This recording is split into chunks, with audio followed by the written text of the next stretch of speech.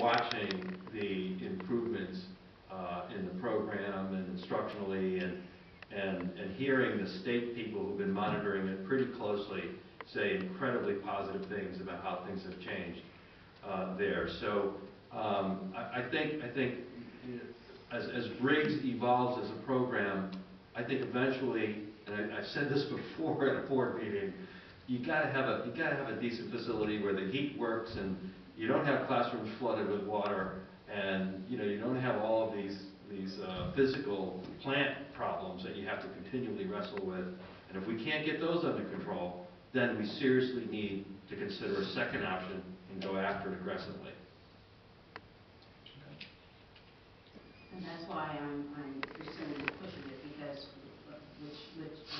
for years we've always been allocating finances to Briggs, and for years it has not been happening, and that's why the facility is in the place where it's at. I remember years ago, as a person that was born here in Norwalk, I remember years ago that facility, and it was named after Dr. Briggs, and I remember that school was a place to where children can go there, and they had all kinds of things for them to do. It's almost like a little right tech here in Norwalk, and and I would love to see that school on top of the pushing with the academics, level. But I would love to see that school start to reach back and go back to some of those things, because some children, they learn differently, and some kids are more hands-on, some kids are, and they like that type of training. And I would love, like the young man that was here said that with the wood, wood shop. He said it was something that gave him, inspired him, where other kids who didn't take that opportunity are out there on drugs or whatever, because they didn't have that opportunity. So I would like to see that school be built up if we can, and I don't want to just, which I know Dr. Vera, wonderful and is great, and I thank you for it. It's just that I want to make sure that it doesn't fall through the crack in a sense, because it has over years, and no fault of Dr. Rivera's or anyone, this is years of abuse to that school. And we need to start focusing a little bit on that school. Just because they have just a small quantity of children now, that doesn't mean, that means it could be great again.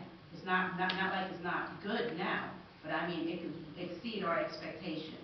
If we put our mind to it and make sure that it doesn't become the stepchild again, that it becomes a child that's accepted by all. And I know we're looking at different facilities and all that, and that area, the children there, when it was at its, at its highest, the children and people were there were extremely proud. Briggs, I know a few Briggs graduates that are doing very well, and the school, it has a legacy.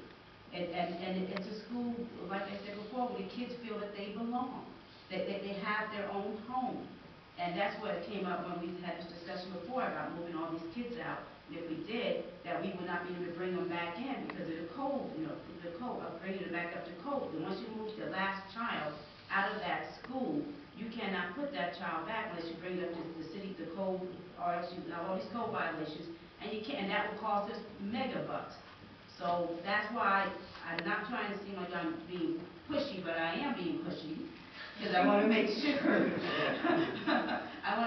that school is going to, get what it needs to get, and that we don't lose out, and the kids are not, put somewhere where they can't thrive. And if we could look into all this stuff, like the right tech type of model or something, that would be great. Because a lot of children, young adults, like to go down that road. And that young man that was up here earlier inspired that by saying that woodshop helped him keep him going down the straight and narrow.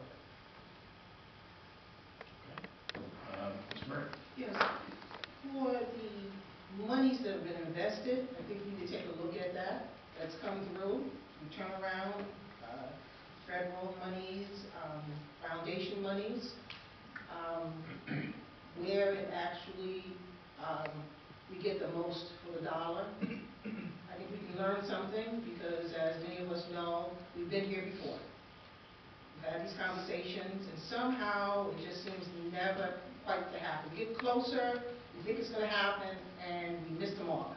But this time, I've seen the foundation monies, the federal, state level dollars coming in, and we haven't quite moved the needle at Briggs.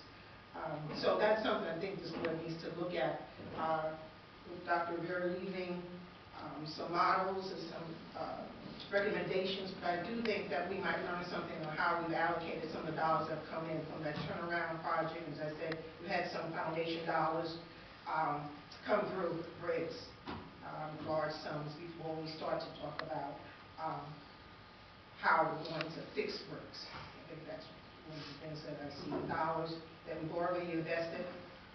How do we miss the mark, or it was enough to bring us to a certain point, and what do we need to move forward? Any other discussion?